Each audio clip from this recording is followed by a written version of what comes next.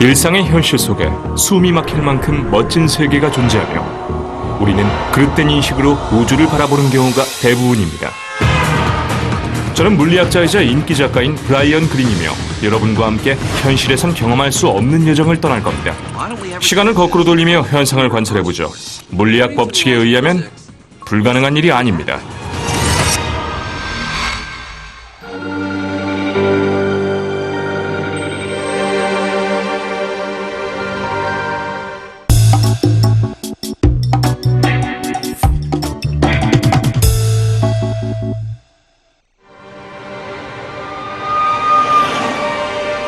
우리는 세상이 온갖 물질로 가득 차 있다고 생각합니다. 건물, 승용차, 버스, 그리고 사람들도 그중 하나죠. 이런 사실은 뉴욕처럼 혼잡한 도시에선 더욱 분명해 보입니다. 하지만 일상 세계를 구성하는 이런 물질만 있는 것이 아닙니다. 이런 물질만큼이나 중요하며 훨씬 불가사의한 것이 있죠. 그것은 바로 세상 만물이 존재하는 공간입니다. 무슨 말인지 설명해드리기 위해 잠시 시간을 멈추고 상상해보죠. 이 모든 만물을 없애면 어떻게 될까요? 전부 다 말이죠. 사람은 물론이고 자동차와 건물, 심지어 지구상의 물질뿐만 아니라 지구까지 없애는 거죠. 세상에 존재하는 행성과 항성, 은하계처럼 거대한 물체를 비롯해 가스와 먼지를 구성하는 원자처럼 아주 작은 물질까지 모두 없애면 어떻게 될까요? 과연 무엇이 남을까요? 대부분은 아무것도 남지 않는다고 대답할 겁니다. 이상하게 들리겠지만 이 말은 맞기도 하고 틀리기도 합니다. 세상엔 빈 공간만 남으며 빈 공간은 아무것도 없는 무의 개념이 아니라 유의 개념입니다. 일상생활 속의 물질들처럼 숨겨진 특성을 지닌 물리적 실체죠. 그래서 물리적 실체인 공간은 구부러지거나 비틀리거나 파동을 일으킬 수도 있죠. 이런 실체적인 빈 공간은 우리를 둘러싼 세상 만물이 모습을 갖추며 우주의 구조를 형성하는 데 일조합니다. Well, you can't understand anything about the world unless you understand space, because that's the world. The world's space with stuff in it. We're not usually very conscious of space, but then again, I tell people fish are probably not conscious of water either. They're in it all the time. Space is not really nothing. It actually has a lot going on inside. 우리들 대부분은 공간을 떠올릴 때 지구 대기권을 벗어나 아주 멀리 있는 공간을 생각하지만 사실 공간은 어디에나 존재합니다. 우주에서 가장 흔하다고 말할 수 있을 정도죠. 심지어 여러분과 저를 비롯한 세상 만물의 기본 요소인 원자처럼 가장 작은 물질도 사실상 빈 공간이나 마찬가지입니다. 만약 엠파이어 스테이트 빌딩의 석재, 유리, 강철을 구성하는 모든 원자들을 빈 공간 없이 압착시키면 아주 작은 덩어리로 변할 겁니다. 실제 크기는 무게 수억 톤에 달하는 쌀알 정도에 불과합니다. 나머지는 빈 공간만 차지하고 있는 것이죠.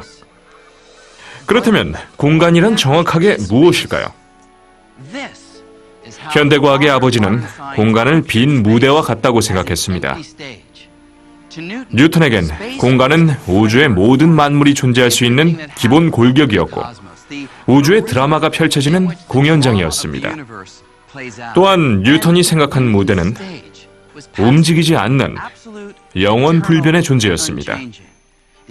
연기와 무대가 서로에게 영향을 미칠 수 없었죠. 뉴턴은 이런 식으로 공간을 가정하며 기존과는 전혀 다르게 세계를 설명할 수 있었습니다. 그는 영원 불변의 무대를 바탕으로 우리 주변의 거의 모든 운동을 이해할 수 있었고, 그가 발견한 법칙들은 만물의 움직임을 예측할 수 있었죠. 나무에서 떨어지는 사과의 운동에서부터 태양 둘레를 공전하는 지구의 궤도까지 말이죠. 이 법칙들은 매우 정확해서 우리는 지금까지도 여러 분야에 활용하고 있습니다. 인공위성 발사에서부터 항공기 착륙까지 말이죠.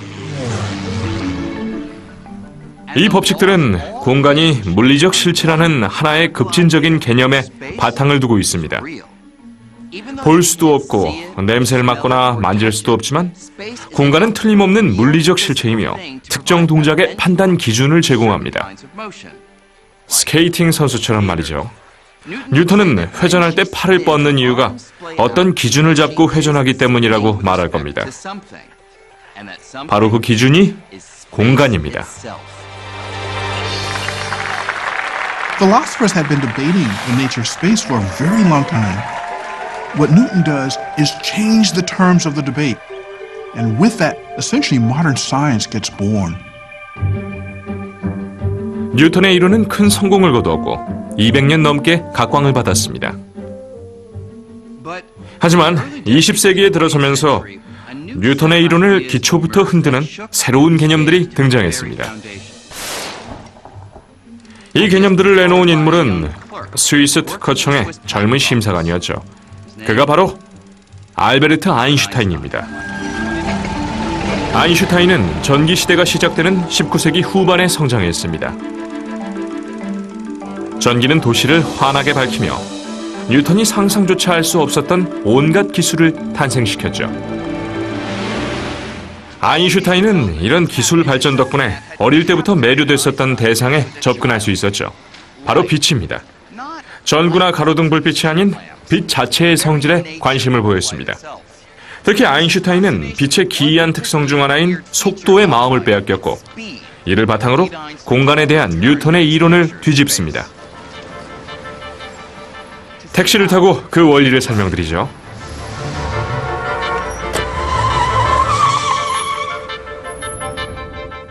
현재 속도는 시속 32km 정도입니다. 속도를 높이려면 가속 페달을 밟기만 하면 됩니다. 그러면 택시의 속도가 변하죠.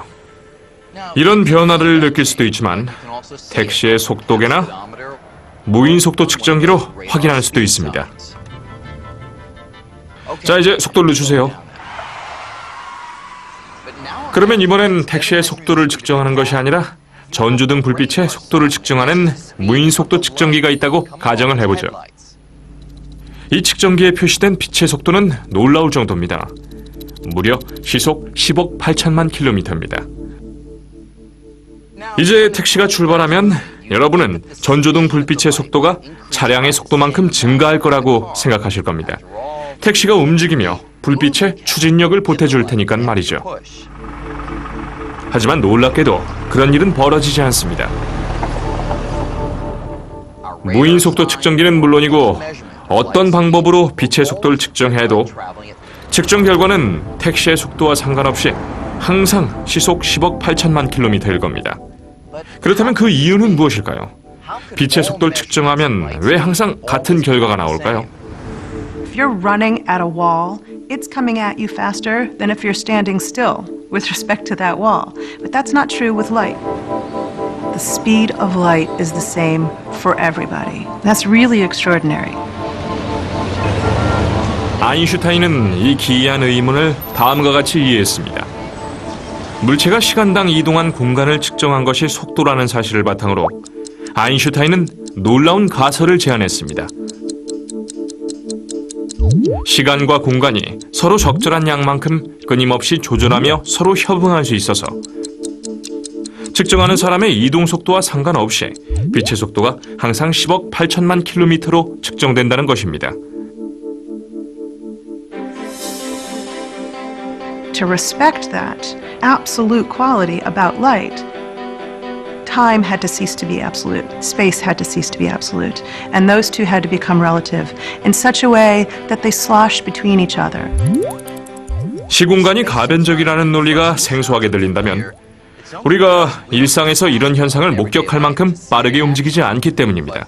하지만 이 택시가 광속에 가깝게 움직일 수 있다면 그 효과를 목격할 수 있을 겁니다. 예를 들어 제가 광속에 가까운 속도로 지나갈 때 여러분이 길 모퉁이에 있다면 공간이 조정되는 현상이 나타나 택시의 길이가 몇 센티미터로 보일 겁니다. 또한 제 시계의 초침 소리가 아주 느리게 들릴 겁니다. 하지만 택시 안에 있는 제 관점에선 시계 초침도 정상적으로 움직이고 이 내부 공간도 평소와 똑같이 보일 겁니다. 하지만 밖을 내다보면 공간이 크게 조정된 모습을 보실 겁니다. 빛의 속도를 일정하게 유지하기 위해서 말이죠.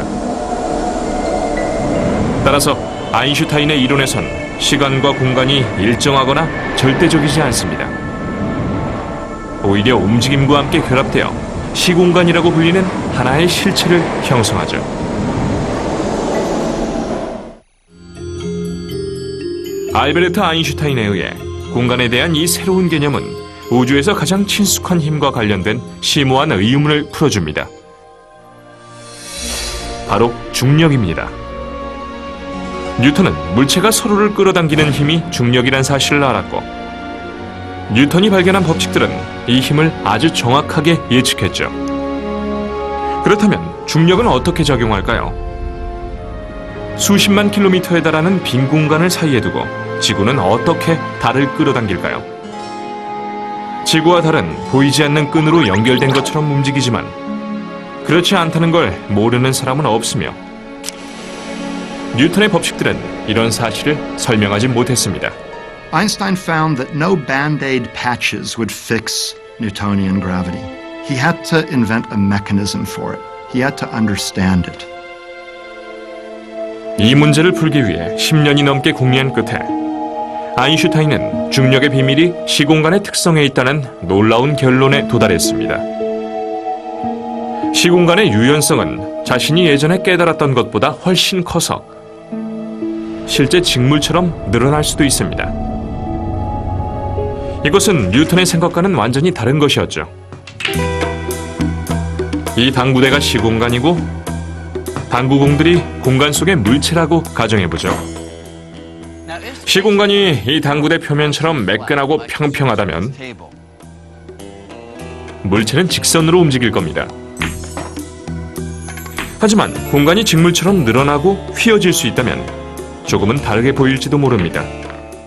만약 그렇다면 신축성이 있는 시공간 구조물 위에 무거운 물체를 내려놓으면 어떻게 될까요?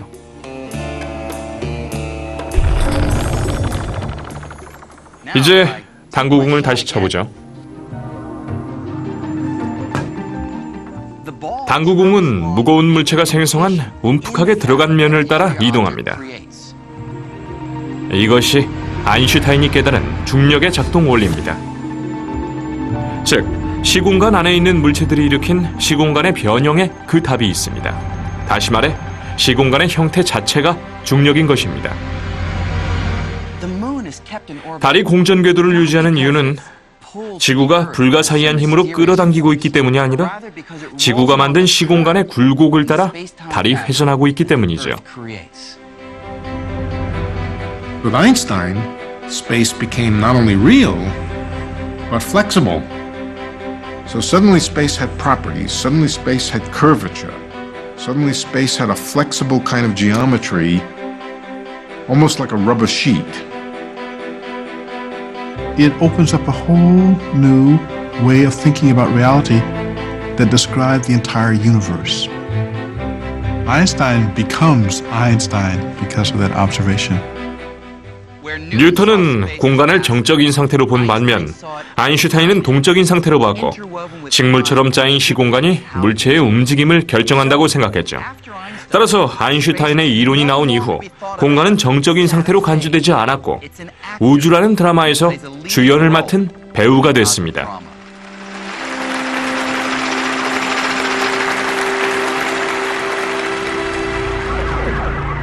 이제 공간은 직물처럼 동적이고 가변적이며 유연하다고 여겨집니다. 하지만 실제로도 그럴까요? 단순한 비유일까요? 아니면 정말 직물로 묘사할 수 있을까요? 아인슈타인의 이론은 블랙홀의 가장자리로 이동해보면 그 해답을 찾을 수 있을 거라고 예상합니다. 블랙홀은 거대한 항성이 아주 작은 크기로 붕괴되면서 생성된 천체이며 아인슈타인의 계산에 의하면 주변의 중력이 너무나 강해서 회전하는 블랙홀은 옷 조각을 비틀어 짜듯이 공간을 끌어당길 수 있습니다. 지구와 가장 가까운 블랙홀도 수조 킬로미터나 떨어져 있어서 이런 예상을 실험하기가 쉽지 않습니다. 하지만 1950년대 후반 물리학자 레너드 쉬프는 지구와 훨씬 가까운 곳에서 공간에 대한 아인슈타인의 이론을 실험할 방법을 찾기 시작했죠. 쉬프는 어린이들의 장난감에서 영감을 얻었습니다. 바로 회전의입니다. 그는 공간이 정말 직물처럼 비틀린다면 회전의로 감지할 수 있을지 모른다고 생각했죠. 그는 이런 기이한 생각만큼이나 기이한 곳에서 자신의 생각을 밝혔습니다. 스탠포드 대학교의 수영장이었죠. 1959년 이곳에서 쉬프는 동료 윌리엄 페어뱅크와 밥 캐논을 만났습니다. 그는 최첨단 회전의 광고를 보고 잔뜩 들떠 있었습니다. 생김새는 달랐지만 동작 원리는 아이들의 장난감과 같았죠. 결국 이 세 명은 이와 비슷한 장치를 발사해 지구 둘레를 공전시키기로 결정했습니다. 일반적으로 회전의의 축은 고정된 방향을 가리키지만 지구가 공간을 끌어당기고 있다면 회전의의 축도 공간과 함께 끌려가며 방향이 변하기 때문에 변화를 측정할 수가 있습니다. 아주 간단한 계획이었지만 한 가지 문제가 있었죠. 아인슈타인의 가설은 지구의 자전이 공간을 미세하게 비튼다고 예상합니다. 100km 밖에서 동전의 크기를 측정하는 것과 같을 만큼 비틀리는 정도가 미미하다고 예측한 것이죠. 연구팀은 이렇게 정교한 측정을 할 수 있는 방법을 찾기 위해 2년 넘게 노력한 끝에 멀리 있는 항성에 초점을 맞춘 망원경에 자유롭게 떠다니는 회전이 4개를 연결하는 계획을 세웠습니다. 공간이 비틀린다면 시간이 지나면서 회전의도 비틀린 공간에 끌려가 더는 항성을 가리키지 않을 겁니다. 1962년 이들은 중력 탐사선 B라고 불리게 될 계획의 보조금으로 약 100만 달러를 미국 항공우주국에 요청했습니다. 처음에 이들은 연구 기간을 약 3년으로 예상했습니다. 조금은 낙관적인 생각이었고 연구팀 인원이 계속 늘어나면서 중력 탐사선 B 계획은 역사상 가장 긴 실험으로 손꼽힐 정도가 됐죠. 이들은 꿈을 실현하기 위해 수십 년을 노력했습니다. 가장 부드럽게 돌아가는 회전의를 제작하고 망원경에 연결해 우주로 발사하는 것입니다. The technology is just frightening. It was like the carrot on the front of the mule. It was like it was always 5 to 10 years away when we could do this. And it was 5 to 10 years away for about 35 years. 40년이 넘는 기간 동안 7억 5천만 달러를 투자했고 미국 항공우주국은 9차례나 이 계획을 취소했습니다. 마침내 2004년 4월 연구팀은 발사 장면을 목격하기 위해 모였습니다.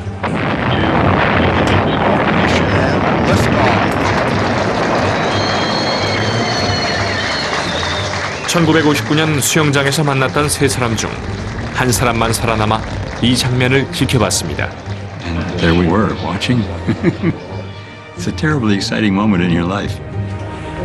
Just a thrilling experience.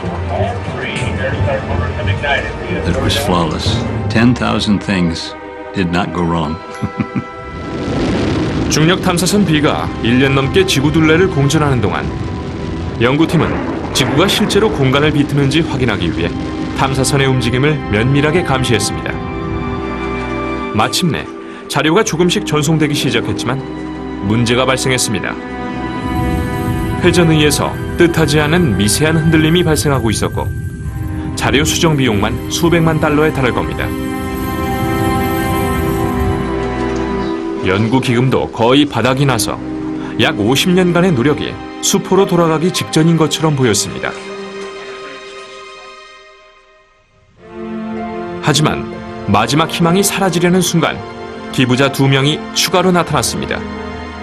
초기 연구팀의 일원이었던 윌리엄 페어뱅크의 아들이 사비로 기부했고, 스탠포드 대학교에서 항공학 학위를 받은 사우디 왕족 투르키 알 사우드도 대규모 지원 협약을 체결했습니다. 그 후 2년 동안 자료에 발생한 문제를 해결했고, 아인슈타인의 방정식이 예상한 것과 거의 일치하게 회전위의 축이 이동했다는 사실을 밝혀냈습니다. I think it's the first time that you can actually see Einstein's effect, his drift, with the naked eye. 이 실험은 공간이 직물과 같은 물리적 실체임을 입증하는 지금까지의 증거들 중 가장 직접적인 증거를 제공합니다. 공간이 아무것도 없는 무의 상태였다면 비틀릴 것도 없었을 겁니다.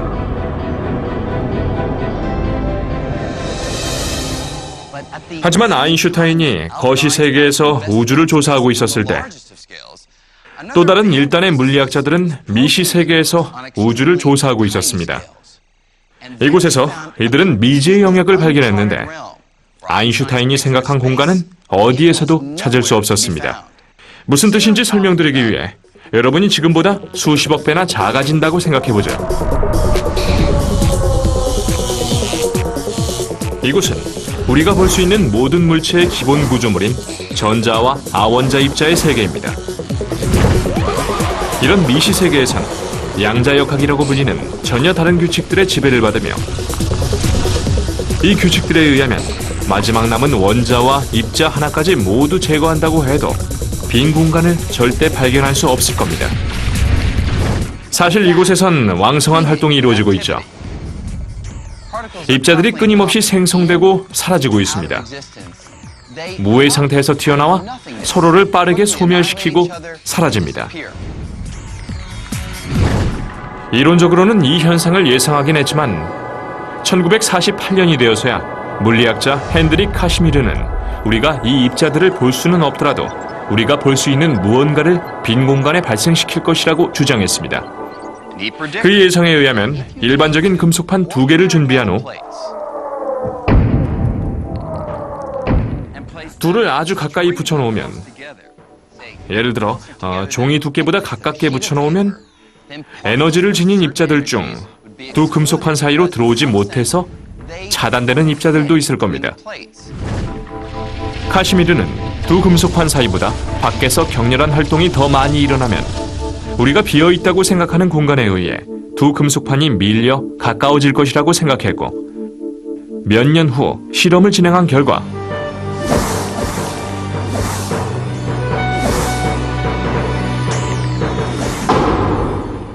빈 공간에서 두 금속이 밀릴 것이라는 카시미르의 가설은 사실로 입증됐습니다. 따라서 원자 단계에서 빈 공간은 빈 공간이 아니며 물체를 움직일 정도로 왕성한 활동이 이루어지고 있습니다. 현재 미시 세계의 공간을 이해하기 위한 연구가 역사상 가장 비싼 과학 실험을 통해 진행되고 있습니다. 이곳은 제네바에 있는 유럽 원자핵 공동연구소이며, 지하 50m가 넘는 이곳 땅 속에 세계에서 가장 강력한 가속기인 거대 강입자 충돌기가 있습니다. 그 가격만 약 100억 달러에 이르며 아원자 입자를 광속의 99.99%가 넘는 속도로 가속해 서로를 충돌시킬 겁니다. 이 충돌로 발생한 수많은 파편 속에서 과학자들은 기이하고 색다른 입자들이 혼잡하게 뒤섞여 있는 것을 발견했고, 현재 과학자들은 가장 찾기 힘든 입자를 추적하고 있습니다. 이 입자는 우리가 몸을 이루는 원자에서부터 가장 멀리 있는 항성들까지 만물을 형성하는 기본 물질로 여겨지고 있죠. 이 입자를 발견한다면 공간에 대한 우리의 개념을 다시 정의하고 40여 년 전에 시작됐던 과제를 완수할 수 있을 겁니다. 그 출발점은 1964년으로 영국의 젊은 물리학자 피터 힉스가 제안한 공간에 대한 가설은 자신을 파멸로 몰고 갈 뻔할 정도로 급진적이었습니다. I was told that I was talking nonsense, that I couldn't be right. So they clearly hadn't understood what I was saying. 힉스와 몇몇 학자들은 이와 관련한 의문을 풀기 위해 노력했습니다. 우주의 기본 입자들은 우리가 무게라고 생각하는 다양한 값의 질량을 지니고 있죠. 질량이 없으면 이 입자들은 서로 결합할 수 없고 결국 우리 주변의 만물을 구성하는 친숙한 원자들도 형성하지 못할 겁니다. 그렇다면 무엇이 질량을 만들고 왜 서로 다른 입자마다 질량도 서로 다를까요? 시도는 했을지 몰라도 아무도 이 복잡한 문제의 해답을 찾지 못했습니다. 그러던 어느 주말, 힉스는 에든버러 외곽으로 산책을 갔다 돌아온 후 기발한 생각을 떠올렸습니다. 그는 수학을 이용해 바다와 비슷한 새로운 방식의 공간을 상상했습니다. 입자들이 이 바다에 가라앉으며 질량을 얻는 것입니다. 이 원리를 설명하기 위해 입자의 질량이 배우들의 명성과 비슷하며 힉스가 생각한 바다는 파파라치와 비슷하다고 가정해보죠. 무명 배우들은 사람들 사이를 쉽게 지나가고 파파라치는 이들에게 관심을 보이지 않습니다. 하지만 인기 배우들은 이리저리 떠밀릴 겁니다. 이처럼 인기 배우와 같은 이런 입자들이 많을수록 바다와 더 많은 상호작용이 이루어지고 더 많은 질량을 얻게 됩니다. 힉스는 자신이 위대한 발견을 했다고 확신했고 유럽 원자핵 공동연구소의 학술지에 이 가설을 제출했지만 거절당했습니다. 힉스는 이에 굴하지 않고 자신의 가설을 더욱 가다듬었습니다. 아인슈타인이 자주 갔었던 프린스턴 고등연구소에서 이 가설을 발표한 기회를 얻을 때까지 말이죠. 그는 이곳에서 자신의 새로운 가설이 가장 혹독한 비판을 받을 거라고 예상했습니다. I was happily driving up the freeway, and then there was a sign to turn off for Princeton, and that really confronted me with what I was going into. I broke out in a cold sweat and started trembling, and I had to pull off the road to recover. 하지만 결국은 이겨냈고 자신이 중요한 발견을 했다는 사실을 많은 동료들에게 입증한 일련의 강연회 중 첫 강연회였습니다. Eventually I sort of wore them down.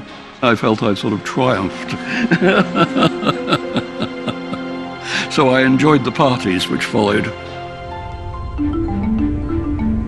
현재 힉스가 개척한 힉스장이라 불리는 개념은 공간을 이해하는 데 매우 중요합니다. The Higgs field is everywhere. It's something that even in the emptiest vacuum of space has an effect. It gives you mass. So I think Higgs actually deserves credit for being one of the people that said space is stuff. It has properties in it that are intrinsic, that you can't get rid of, you can't turn them off. 유일한 힉스장의 존재를 입증하는 물질이 없다는 것입니다. 아직은 말이죠.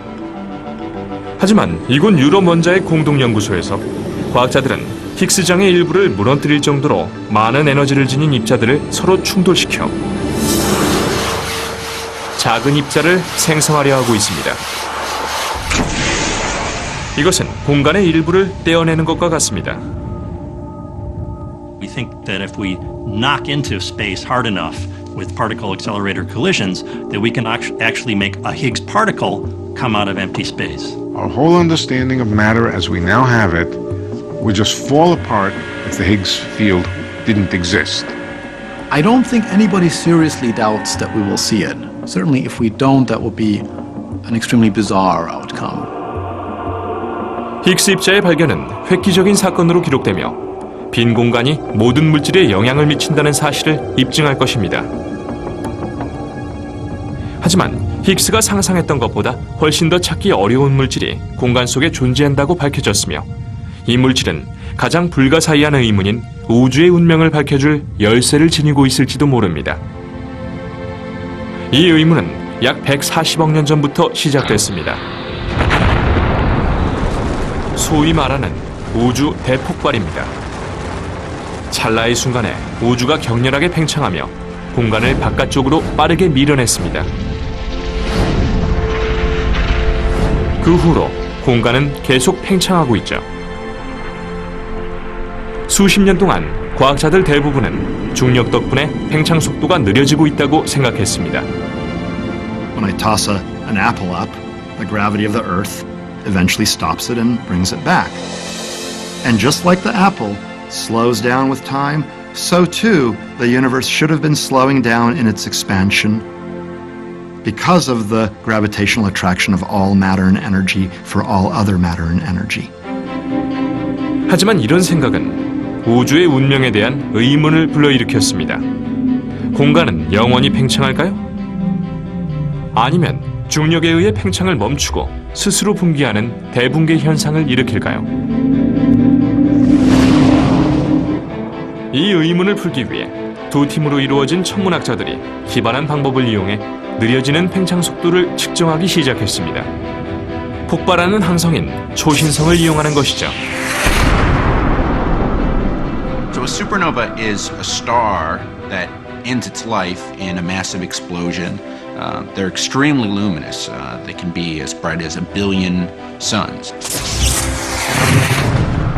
What makes supernova great is that they're very similar when they explode. They all get to about the same brightness and then they fade away in just about the same way.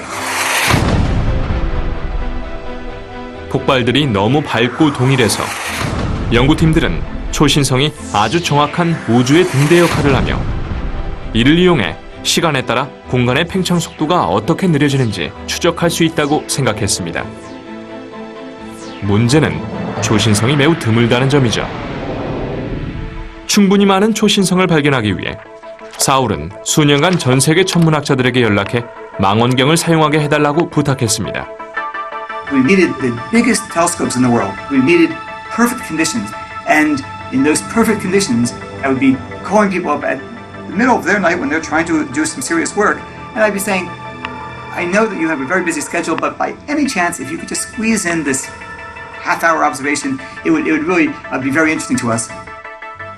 중력이 우주의 팽창 속도를 얼마나 늦췄는지 파악할 수 있는 충분한 자료를 확보했을 때 이들은 놀라지 않을 수 없었습니다. The results looked a little bit strange. They didn't really show any slowing of the universe at all. Very surprising. Actually, a universe that's actually speeding up. It was as though space, which we really thought was nothing, actually had an inherent springiness to it. And so space did not want to be compressed. Space actually wants to push the universe apart. It looked like the universe was expanding faster and faster with time, accelerating rather than decelerating. My immediate response was, I have to figure out why this is wrong. This can't be right. 하지만 실험 결과는 옳았고 과학자들 대부분은 한 가지 해석에 동의했습니다. 공간을 채우고 있는 무언가가 존재하고 이것이 물질을 끌어당기는 중력을 방해하며 은하계들을 서로 떨어뜨리고 우주의 구조를 늘리고 있다고 말이죠. 공간을 채우고 있는 이 의문의 물질은 암흑 에너지로 명명됐고 우주에 대한 우리의 생각을 완전히 바꿔 놓았습니다. Over the largest distances, dark energy dominates the contents of the universe. And we don't know what it is. If you do sort of a survey, a census of all the energy in the universe, dark energy turns out to be about 70% of the universe. And up until a decade ago, nobody imagined such stuff even existed. 따라서 빈 공간의 무게가 우주 전체 무게의 70%를 차지하는 셈이며 지구 표면을 둘러싸고 있는 물의 비율과 비슷한 수치입니다. 우리가 물이 무엇인지 모른다고 상상해보세요. 이것이 암흑 에너지에 대한 우리의 현실입니다. We're really clueless about how to explain it.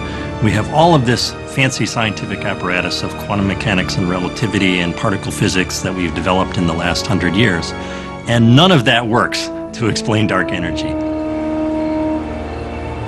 암흑 에너지의 발견은 또 다른 놀라움을 선사했습니다. 우주에 이런 물질이 있다는 개념은 이보다 80년 전에 이미 존재했었습니다. 작은 비밀을 알려드리죠. 이 물질을 암흑에너지라고 부르진 않았지만 아주 오래전에 아인슈타인은 공간 자체가 은하계를 서로 떨어뜨리는 힘을 발휘할 수 있다고 예상했습니다. 아인슈타인은 자신의 중력 이론인 일반 상대성 이론을 발견한 직후 수학적 계산으로 새로운 사실을 알아냈죠. 우리의 우주가 팽창하거나 혹은 수축하며 크기가 정해져 있지 않다는 사실을 말이죠. 당시엔 우주 대폭발에 대해 몰랐고 아인슈타인을 비롯한 과학자들 대부분이 우주가 영원 불변의 정적인 상태라고 생각했기 때문에 이런 개념은 당혹스러웠습니다. 아인슈타인의 방정식이 모두가 믿었던 정적인 우주가 아니라 우주의 팽창이나 수축을 암시했을 때 그는 문제에 직면했습니다. 그래서 그는 공간을 팽창시키는 일종의 반중력이 물질을 끌어당기는 중력을 상쇄시켜서 우주가 정적인 상태를 유지할 수 있도록 자신의 방정식을 다시 검토하며 수정했습니다. 그리고 이것을 우주상수라고 불렀습니다. 그는 우주상수를 추가해 자신의 방정식을 살려냈지만 사실 아인슈타인은 밖으로 밀어내는 힘인 반중력이 실제로 존재하는지도 몰랐습니다. The introduction of the cosmological constant by Einstein was not a very elegant solution to try to find what he was looking for, a stationary universe. It achieves this effect of anti-gravity. It says that gravity sometimes can behave in such a way as not to pull things together, but to push things apart. Like the clash of two titans, the cosmological constant and the pull of ordinary matter could hold the universe in check and keep it static. 하지만 약 10여 년 후 천문학자 에드윈 허블은 우주가 정적인 상태가 아니며 140억 년 전 발생한 우주 대폭발로 인해 팽창하고 있다는 사실을 발견했습니다. 이것은 아인슈타인의 원래 방정식을 수정할 필요가 없었다는 뜻이었죠. 갑자기 우주 상수의 필요성이 사라져버렸습니다.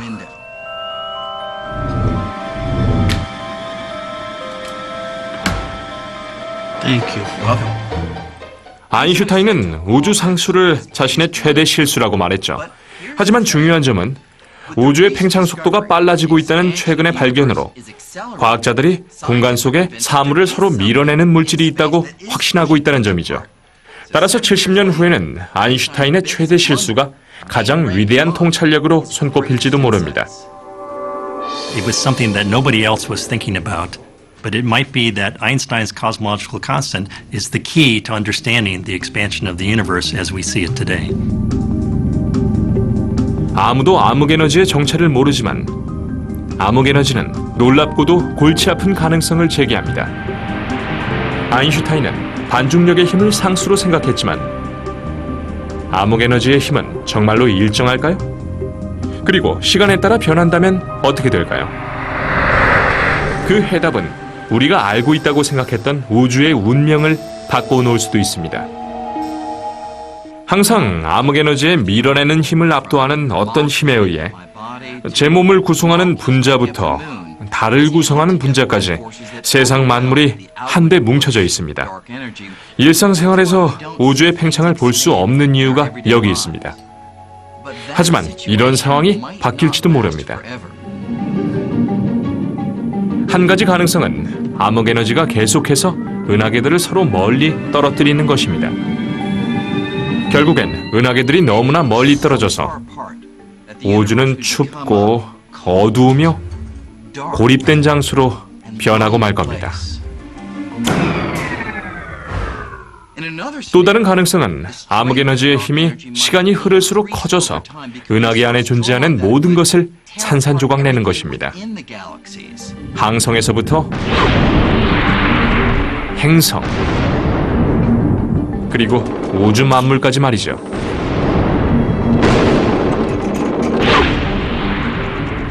If the dark energy grows with time, then ultimately even atoms will get ripped apart when there's enough dark energy between the nuclei and the electrons to rip space apart.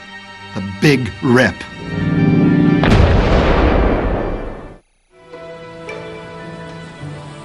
지금까지 많은 성과를 이뤘지만 아이작 뉴턴이 우주를 무대로 비유하며 시작됐던 여정은 아직도 끝나지 않았습니다. 우리는 우주의 구조를 더욱 자세히 조사하면서 상상을 뛰어넘는 더욱 놀라운 사실들을 발견할지도 모릅니다. 저를 예로 들어보죠. 이 정도면 진짜처럼 보일 겁니다. 그렇지 않나요? 네, 그렇습니다. 하지만 새로운 단서들에 의하면 우리를 비롯한 모든 만물뿐만 아니라 공간 자체도 홀로그램일지도 모릅니다.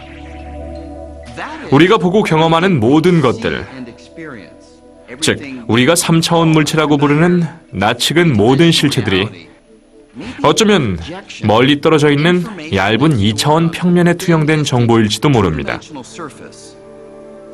이 홀로그램에 필요한 정보들은 이 얇은 플라스틱 조각에 저장됩니다. 현재 홀로그램은 우리에게 매우 친숙한 기술로 거의 모든 신용카드의 보안 장치로 사용되고 있죠. 하지만 우주도 홀로그램일까요? 정말 그렇다면 공간과 실체에 대한 우리의 생각은 가장 극단적인 변화를 겪을 겁니다. 이를 입증하는 증거가 공간 속의 가장 기이한 영역인 블랙홀에서 발견되고 있습니다. When I was a younger physicist, I would have thought any physicist who said that was absolutely crazy. 이렇게 한번 생각해보죠. 제가 지갑을 꺼내 블랙홀 속으로 던지면 어떻게 될까요? 우리는 빛을 포함한 그 무엇도 블랙홀의 강력한 중력에서 벗어날 수 없다고 생각했기 때문에 저는 지갑을 영영 찾지 못할 겁니다. 하지만 현재는 이 생각이 틀린 것처럼 보입니다. 최근 과학자들은 블랙홀을 설명하는 방정식을 연구하던 도중 흥미로운 사실을 발견했습니다. 제 지갑이 블랙홀 속으로 사라져도 지갑이 지니고 있는 모든 정보의 복사본은 컴퓨터에 정보가 저장되는 방식과 똑같이 블랙홀 표면에 저장되는 것처럼 보입니다. 결국 제 지갑은 두 곳에 존재합니다. 다시는 찾지 못할 3차원의 지갑이 빨려 들어간 블랙홀 안과 정보의 형태로 2차원의 지갑이 남아있는 표면에 말이죠.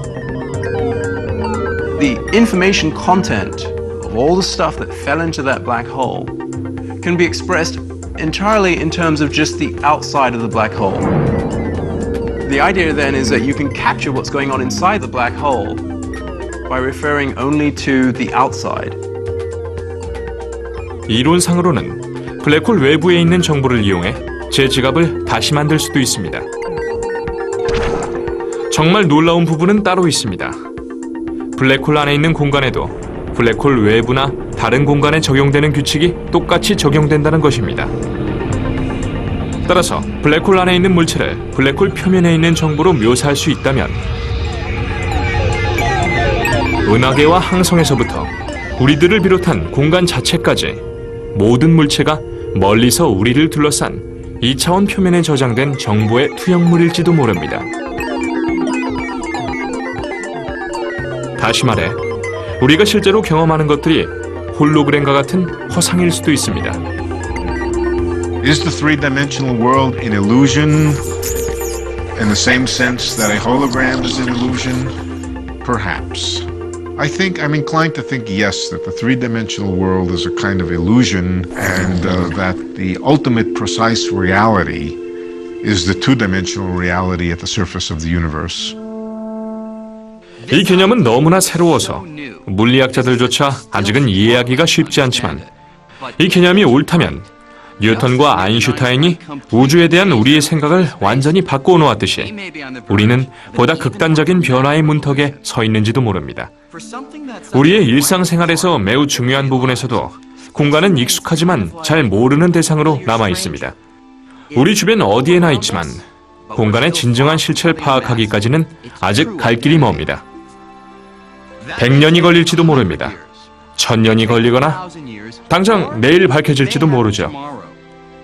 하지만 이 의문이 풀리는 순간 우주의 구조를 완벽하게 이해하는 데 큰 도움이 될 것입니다.